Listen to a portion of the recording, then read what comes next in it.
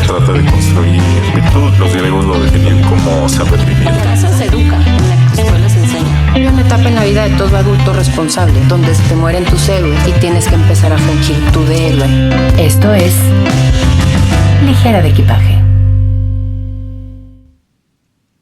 Bienvenidas ligeras, ligeros, ligeres, como quiera que se gusten, se identifiquen o se nombren. Es el inicio de la 8ª temporada y tengo una persona muy especial para mí. No nada más es un gran amigo, que lo quiero mucho y es las personas con las que más me divierto en la vida. Si un día son tan afortunados como yo de tener una cena, una trasnochada con una persona así, no saben, de eso se trata la vida. Pero es una persona que yo considero extraordinaria. Entonces te reto que escuches este podcast cuando salga y me digas que no. Bienvenido, Juan Francisco. ¿Cómo quieres que te diga? Como tú quieras. Exacto. Bueno. Cuando te decía que si hacíamos esta plática, este episodio, me decías, es que yo creo que, pues gracias, pero no gracias porque no considero que tenga yo nada. Para empezar, eres una persona que estudió algo que toda la vida vas a estar ayudando gente. Y quiero empezar por ahí. ¿Cómo decides tú estudiar medicina?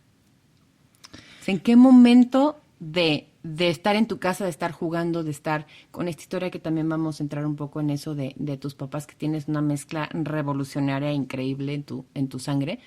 ¿Por qué decides estudiar medicina y poner en pausa tu vida 40 años? Porque aparte tú con todas tus especialidades fueron como 40 años. Bueno, pues la verdad es que no sé. La respuesta es no sé. No tuve un algo que me dijera estudia medicina. Nunca nadie me dijo tienes que ser doctor. Nunca nadie me guió por ahí. Fue una idea que estaba inserta en mi cabeza por algún motivo que no sé cuál es. O sea, como que ya era de nación, ¿ya naciste con eso? Pues yo creo que sí, raramente, pero sí. No tengo familiares médicos. Es lo que te iba a decir. Mi papá fue alguien que jamás nos orilló o obligó hacia algún tipo de camino para nada. Entonces, no sé. Yo dije, yo voy a ser doctor y por eso. ¿Y lo decidiste y así dijiste, venga? Sí. ¿Cómo empieza tu vida? Porque me parece que tienes una de las historias más lindas y uno de estos crisoles que tenemos ya el mexicano de esta generación. Porque tu papá viene de lejanas tierras Sí. y se encuentra tu mamá aquí cerquita de nosotros. Correcto.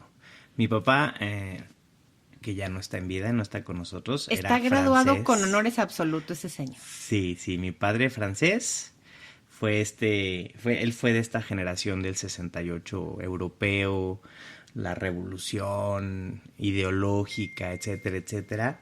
Y él decide emigrar a América, vive en Venezuela 2 años aproximadamente, si no me recuerdo bien la historia, yo todavía no existía. Es correcto, si no estabas ni en los así.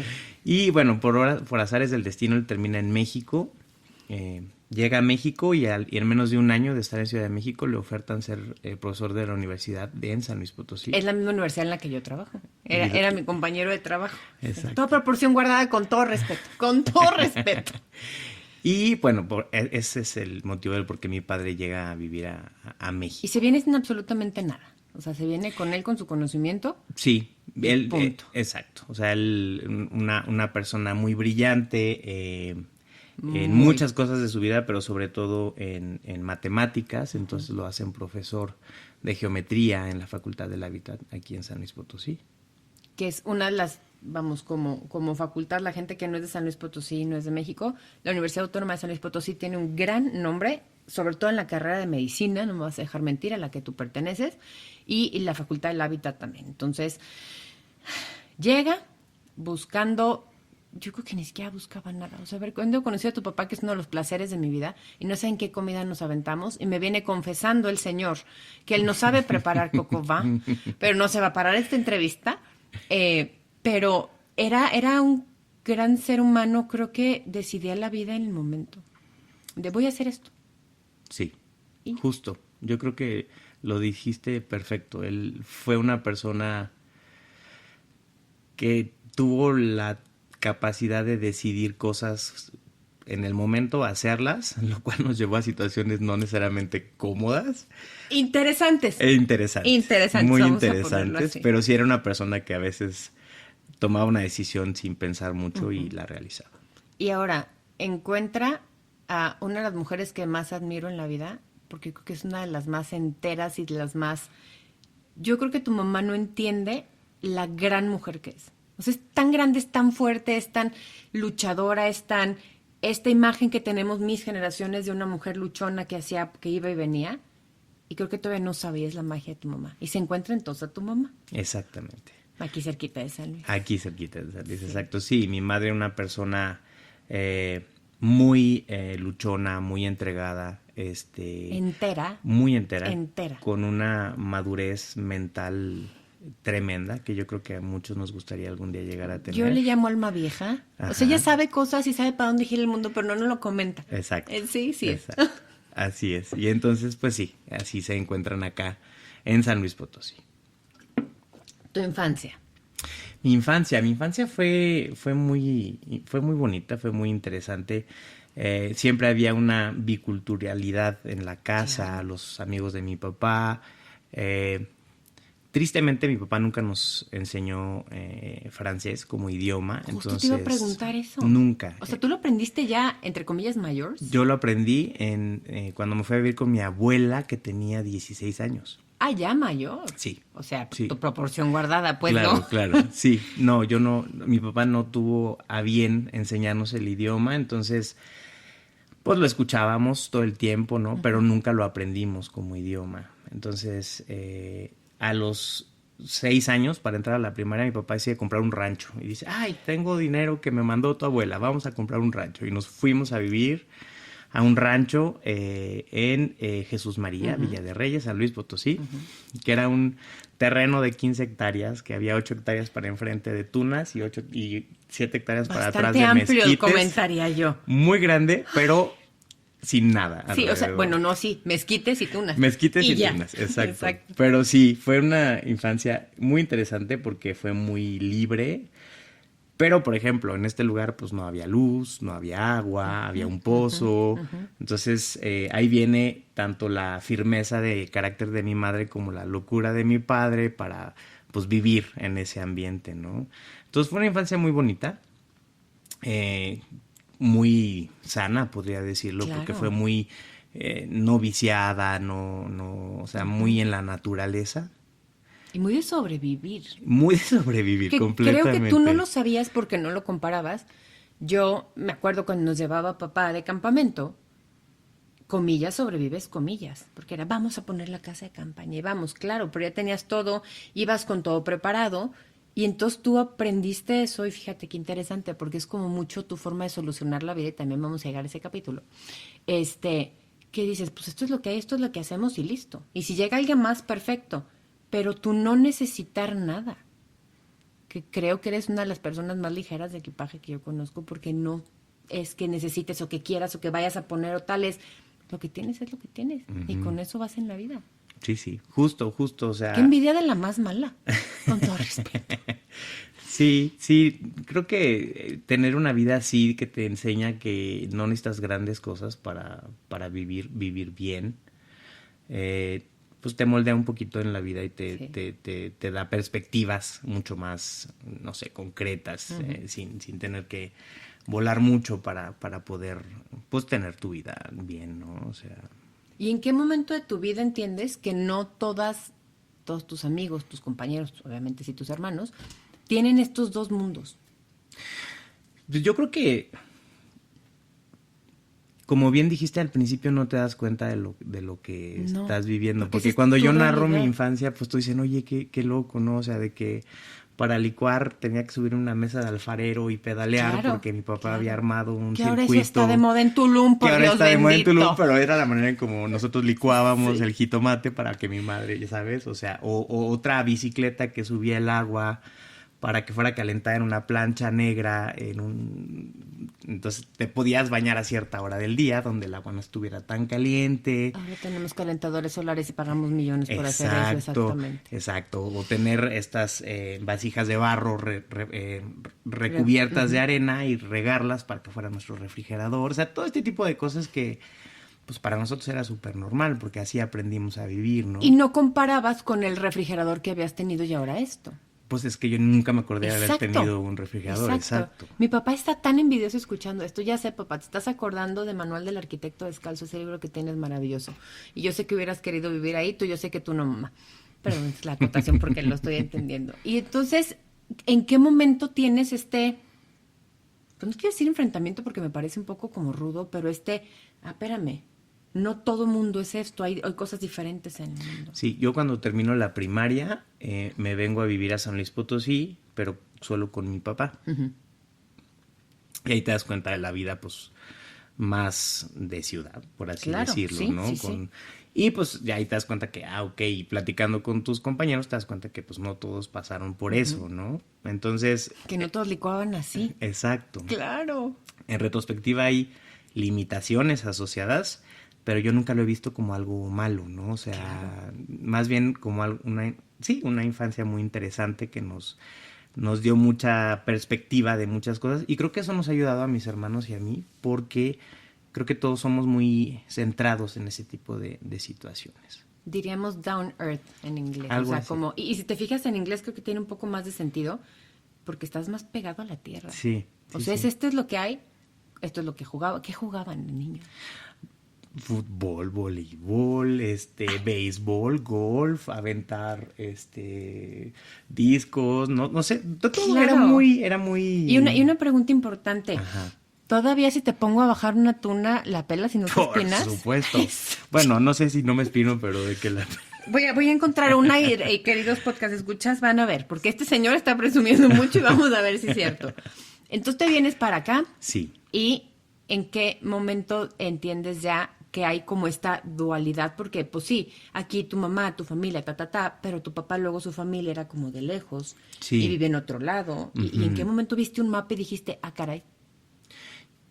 Yo creo que como era tan natural para nosotros, no hubo un momento en que te dijera, ah, caray, ya me di cuenta Claro, de esto. claro. Pero un momento que sí fue muy decisivo para mí es, terminando la preparatoria, yo me voy un año a vivir con mi abuela en Francia. Situación muy interesante, como estas situaciones locas que mi papá nos hacía vivir, porque me manda para allá. Mi abuela no hablaba español, Y- yo no hablaba francés. ¿Y no lo habías ni conocido físicamente? Sí, ¿Nunca lo habías visto? sí, Ah, bueno, era es mal. la abuelita que venía frecuentemente. Pero y- llegabas al aeropuerto y ya sabías cómo lucía. Sí, Para ir sí. a correr hacia ella. Sí, Perfecto. exacto, Dije, qué exacto. susto. Sí, pero ese fue un año muy, muy nutritivo para mí porque, bueno, viajar, como tú sabes, y bueno, te abre el mundo. Pero además me encontró con esta otra historia de mi familia, ¿no? Claro, que yo no claro. conocía. O Sí. sea, yo... También soy esto. Exacto, también pertenezco a esto. ¿A qué edad fuiste? Tenía yo 15 años Hace 10 años. o 16 años. Hace 10 años de esto, 11. Sí, Sí, somos más de o la edad, menos, sí, sí, exacto, sí. claro. Y fue muy interesante porque llegué a vivir a un pueblito donde había puros franceses jubilados, entonces no había nada en el pueblito, era una cosita así chiquitita del pueblito.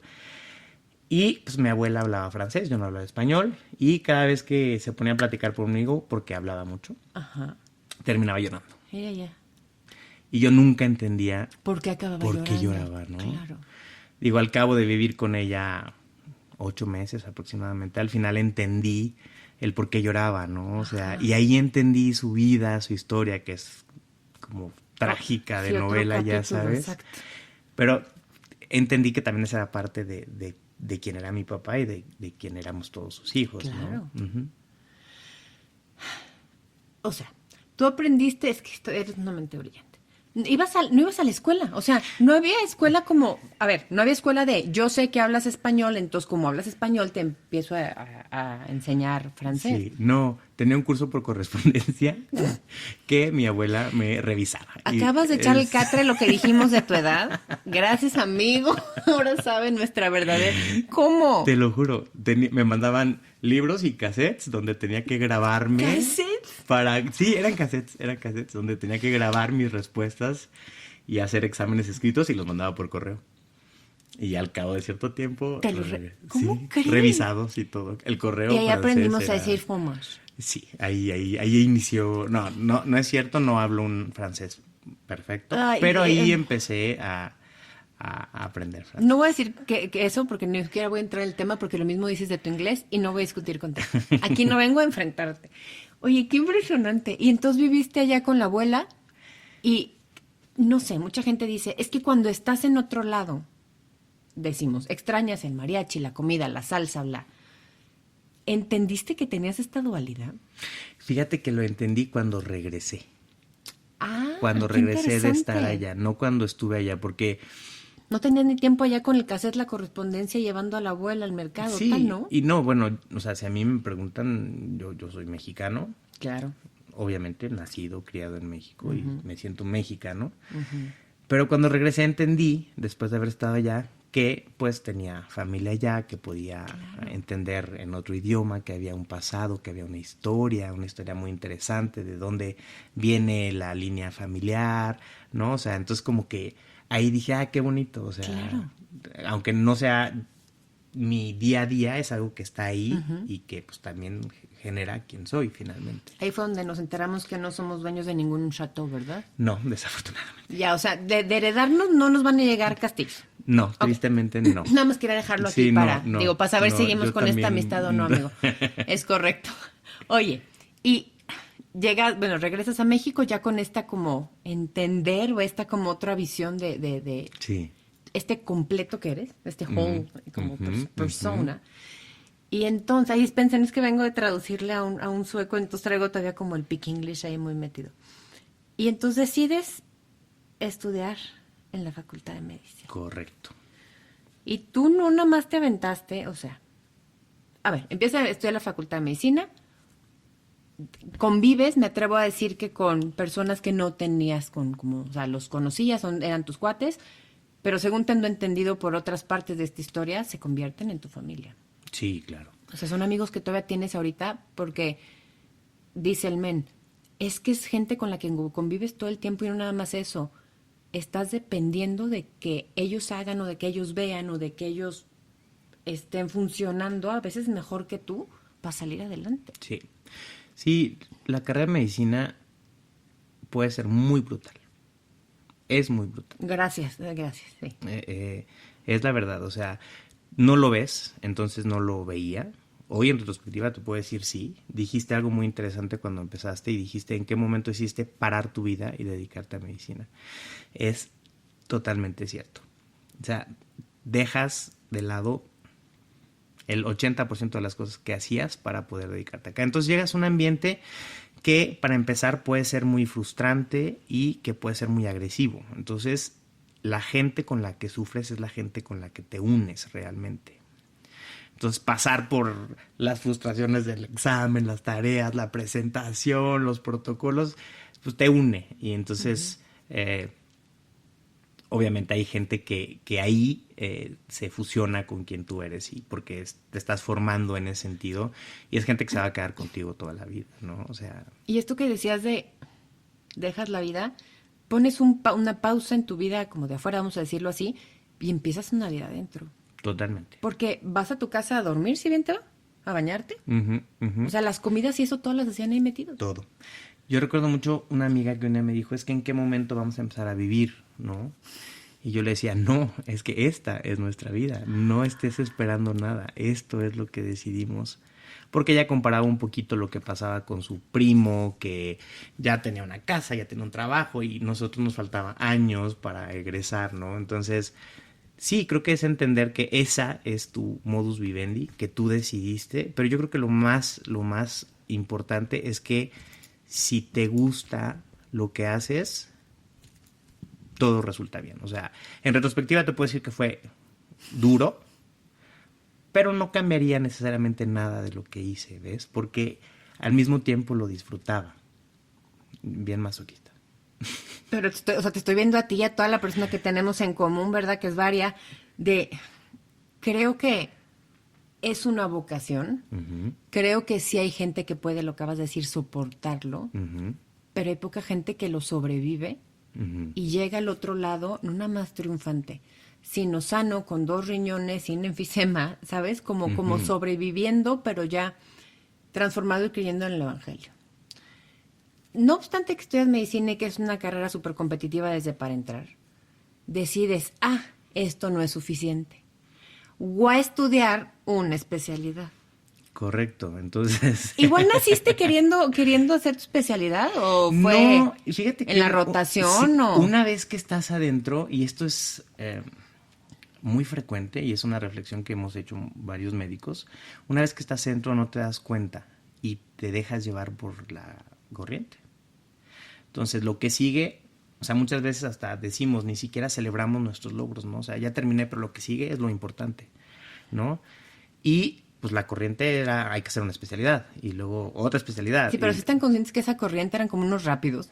Sí, eran O sea, rápidos. porque estás acabando literal de hacer el protocolo, pero estás en guardias Sí. de 24 horas, pero ya estás estudiando para el ENARM, Sí. pero no sabes todavía qué. Y creo, bueno, si no creo, estoy segura, en tus tiempos. Porque dijiste que estudiabas con cassette, entonces ya no hay forma de borrar esto del podcast.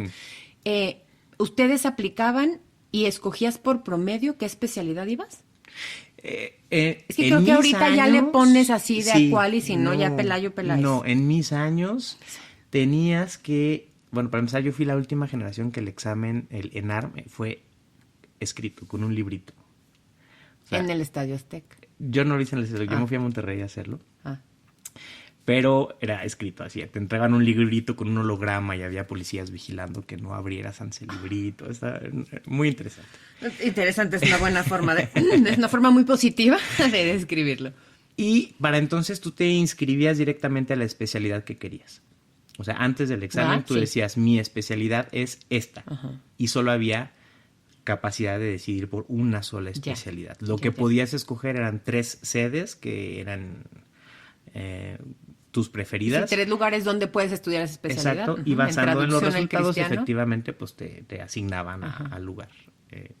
¿Y decides primero, o sea, ya decidiste ser cardio desde un principio? ¿O No. dijiste internista y ya luego? Sí, yo decidí hacer medicina interna y hice medicina interna aquí en San Luis Potosí. Completa, terminé mi medicina Que interna. son 4 años. O sea, Correcto. llevas... ¿Cuántos años en la calle dispense? Son ¿Cuántos años 7 años de la 7. carrera. Y luego te avientas 4 más. Es correcto. Lo bueno es que empezaste la carrera de 12, amigo. Sí.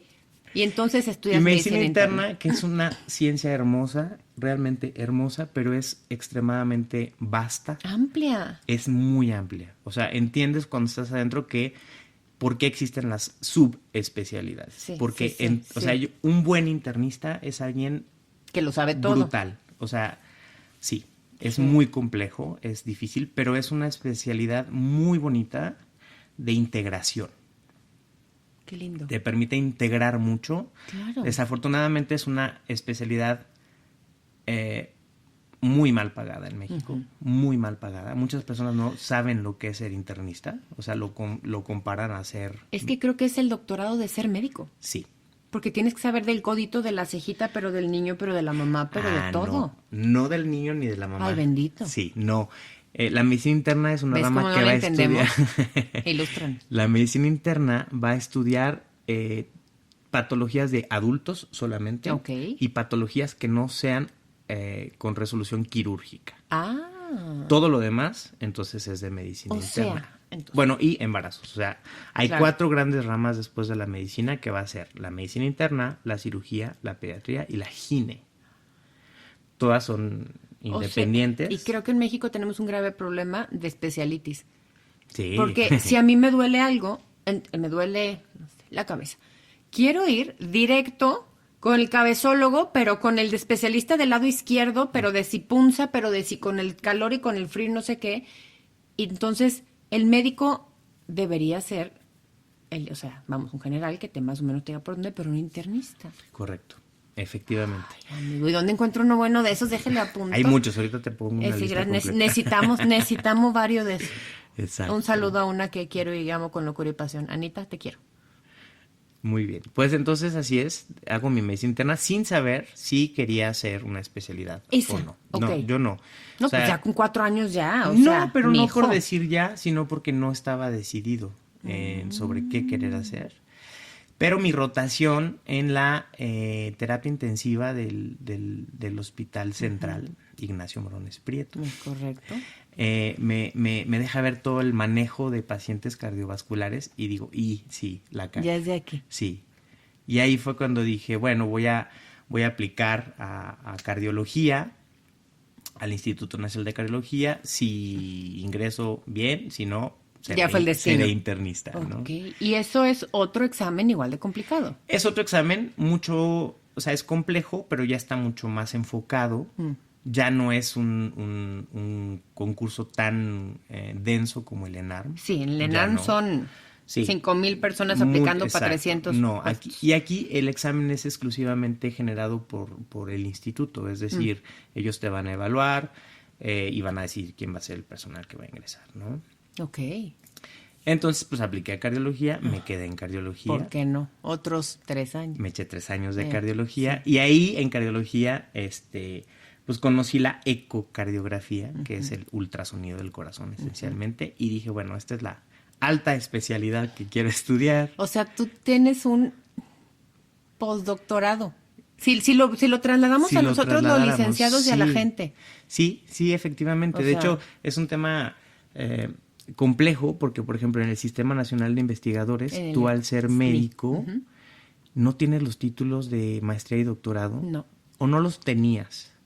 Hace algunos años decidieron decir, bueno, los años estudiados en medicina tienen que valer algo. Tienen que valer. Hicieron ya una equiparación de nivel basado en si tienes especialidad y alta especialidad. Una como traducción de, exacto, claro, de ya este poder... sería maestro, que este sería exacto, especial. Claro. Exacto. Y entonces ya los médicos podemos acceder al Sistema Nacional de Investigación, de investigadores, sin necesidad de cursar una maestría o un doctorado. Con todo respeto, qué mentada de madre.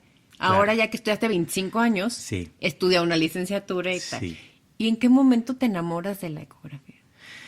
La ecocardiografía es una rama que desde el punto de vista de cardiología te permite entender de una manera mucho más profunda lo que está sucediendo, lo que leíste en el libro, lo que dijiste, la válvula mitral hace esto. ¿Lo ves? Entonces lo lees y dices, ok, pero verlo genera un entendimiento y un razonamiento mucho más concreto. Entonces, siempre se ha dicho que la ecocardiografía es como la especialidad que se lleva muy bien con la clínica, porque te permite entender qué es lo que estás escuchando, qué es lo que estás palpando, qué es lo que... ¿De acuerdo? Entonces, ahí pues yo me enamoré de la eco, y de verdad me enamoré de la eco. O sea, yo hice ecocardiografía y creo que ha sido el año de formación donde más íntegro me he sentido, o sea, no integral, perdón. O sea, sí. Donde tuve la posibilidad de estudiar de manera adecuada, de desarrollarlo, de sacar mis dudas, entonces yo me enamoré efectivamente de eso, y pues tuve la oportunidad de quedarme a trabajar en el departamento de ecocardiografía egresando de mi residencia. Y desde entonces estoy ahí, ya van a ser casi 10 años que trabajo, ya sé. Ay, me dio algo. Dejen tomar agua. Ya van a ser casi 10 años que trabajo en el departamento de ecocardiografía.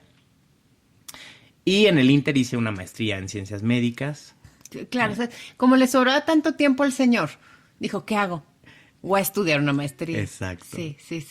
Y bueno, cursé una maestría en ciencias médicas que me ha ayudado mucho también para mi trabajo. Y bueno, pues más o menos ahí. Esto que dices de que te enamoras, ya les conté a mis podcast escuchas.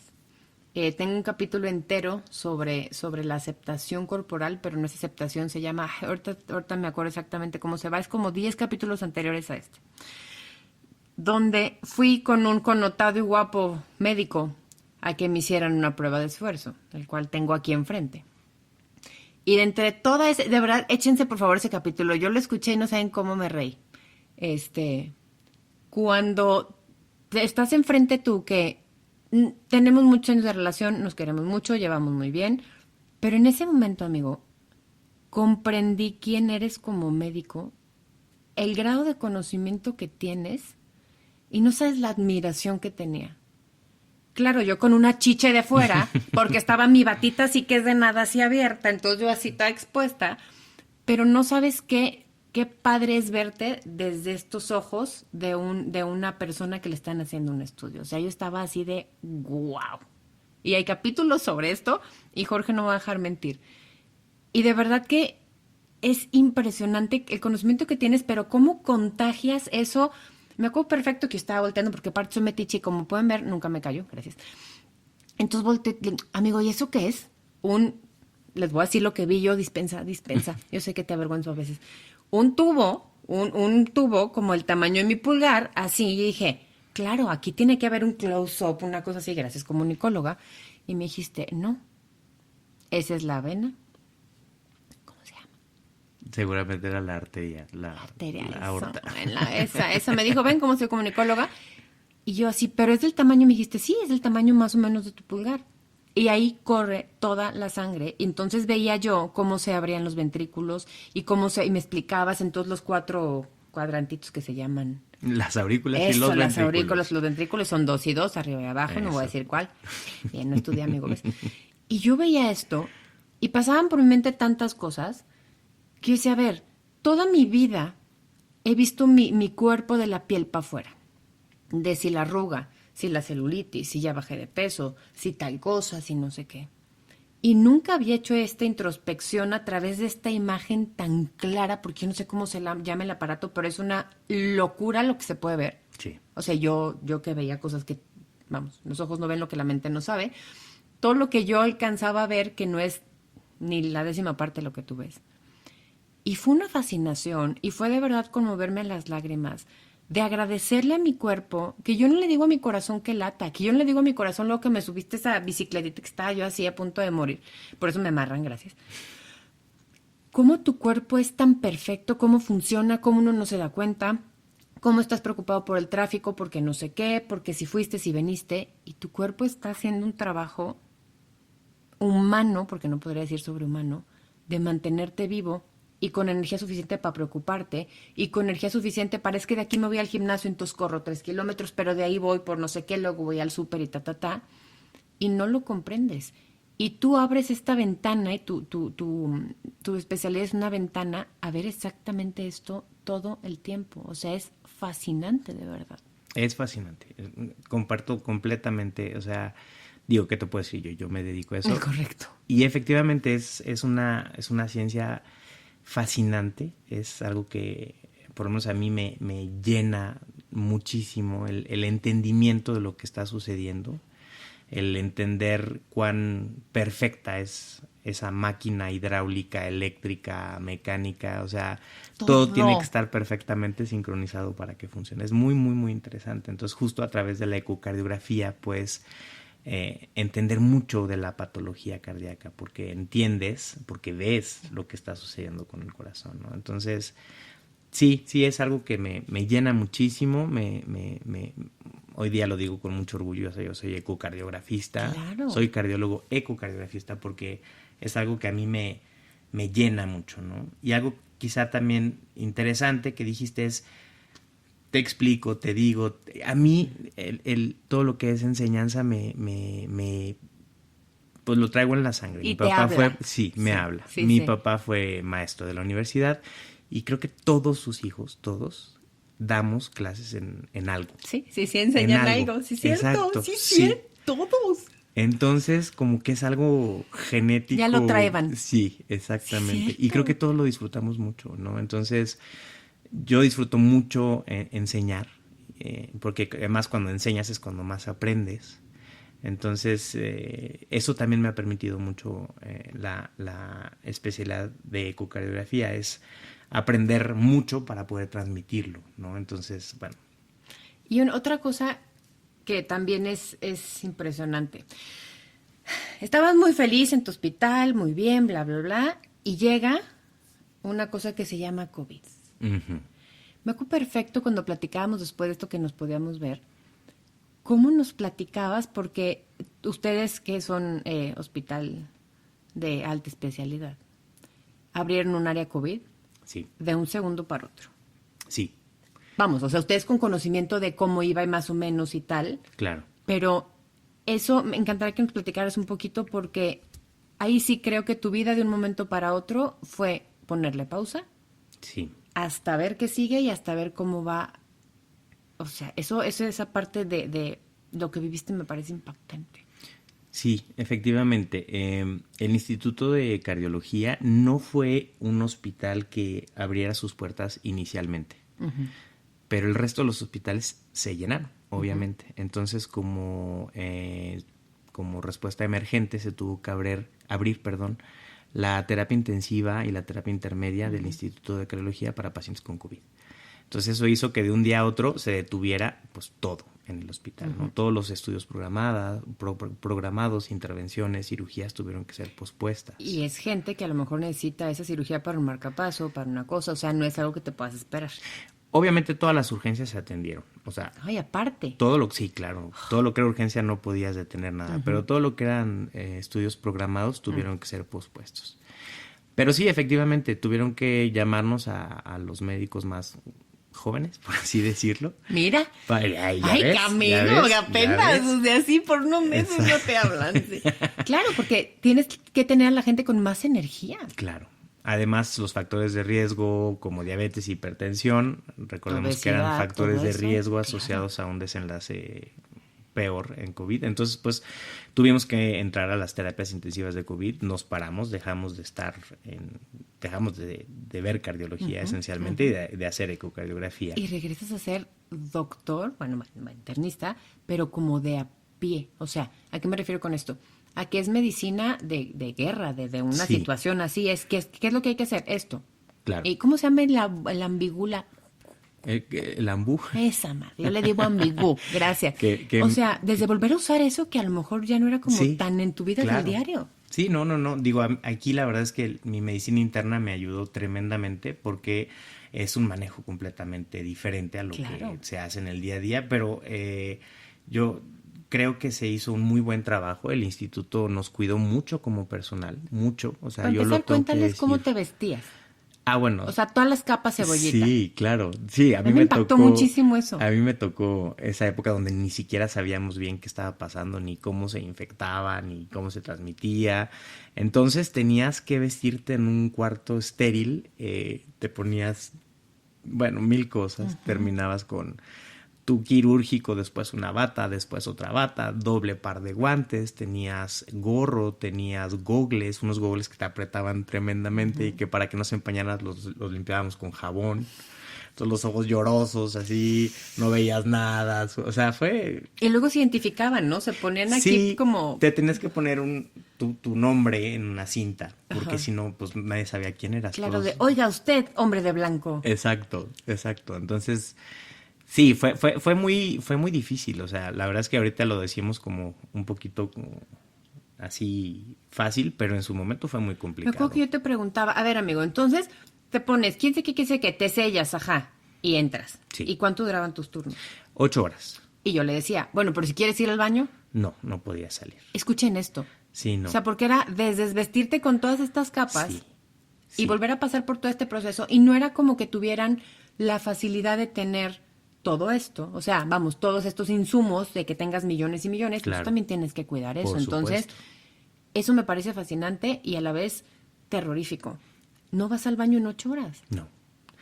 Al principio, o sea, no, o sea, O tú sea, sabías Maslow que... no estaba orgulloso de sus procedimientos, amigo. Sí. O sea, tú sabías que entrar ahí era...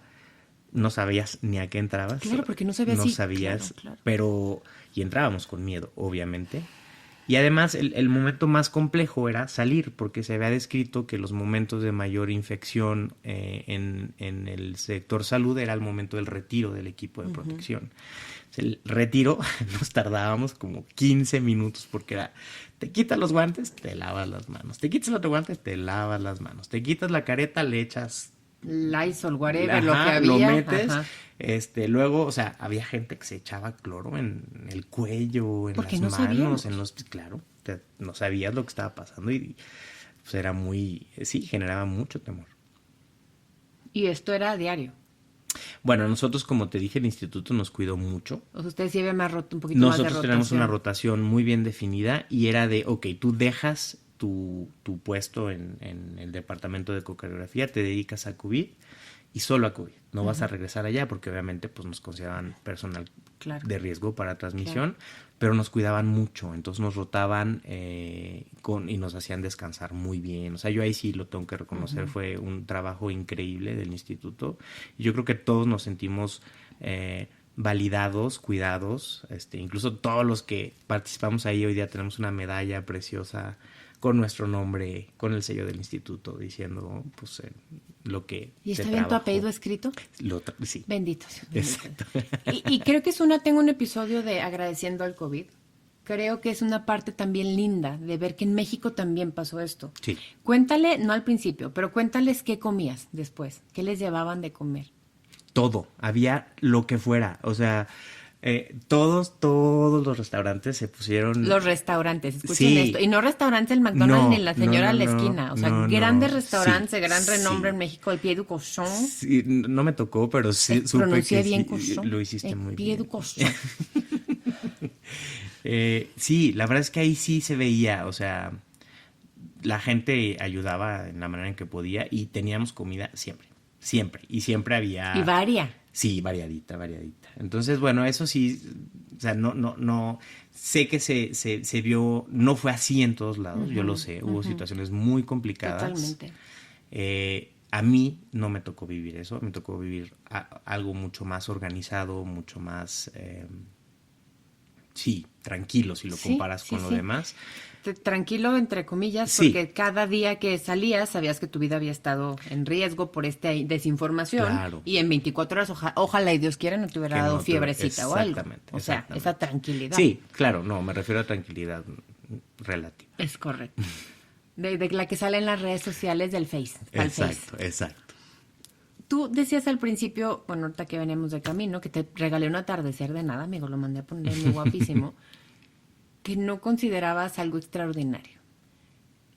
Esta creo que, y es una temporada que quería empezar, por eso la quería empezar contigo, no es que un momento en tu vida haya sido algo que pasó y un antes y un después y un tal, pero si te fijas todo lo que hemos platicado, la paz con la que vives, ni siquiera voy a hablar todos los congresos que has ido alrededor del mundo a dar conferencias magistrales porque tú las has dado en varios idiomas. Pero creo que eres de las personas más en paz, más ligeras, más resolutivas, más en armonía con el universo que conozco. Y además eres todo esto. Y además estudias y haces y vas y vienes y tal. Y eso a mí me parece extraordinario.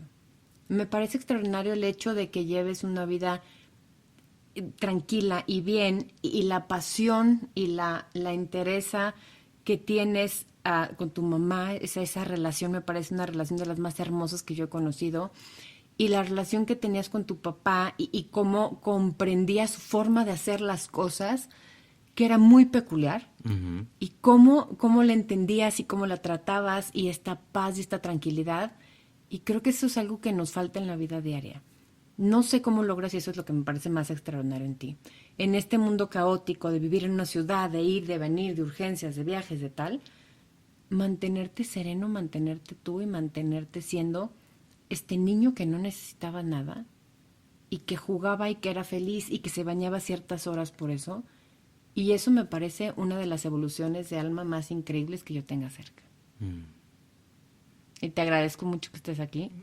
Y eso es lo que yo encuentro de extraordinario en ti, quitándole los títulos y el currículum y los papers y todas estas, que soy coautora de un abstract con mi amigo, porque yo le di a traducir una palabra. Y eso es lo que me parece extraordinario en ti. Muchas gracias, muchas gracias. Que tus pies están en la tierra y tu currículum está en otro código postal. Muchas gracias. Muchas gracias, amigo. Esto fue la 8ª temporada con nueva música por parte del MEN, de Ligera de Equipaje. Les recuerdo mis redes sociales, dejen de agarrar aire porque son varias. Estoy en Instagram como Liger de Equipaje, en Facebook como Ligera de Equipaje y en TikTok como Ligera de Equipaje, todo junto. Ahí es un poco más de viajes y de videitos. Esto fue, por si no se los dije suficiente, Ligera de Equipaje. Respiren y permitan.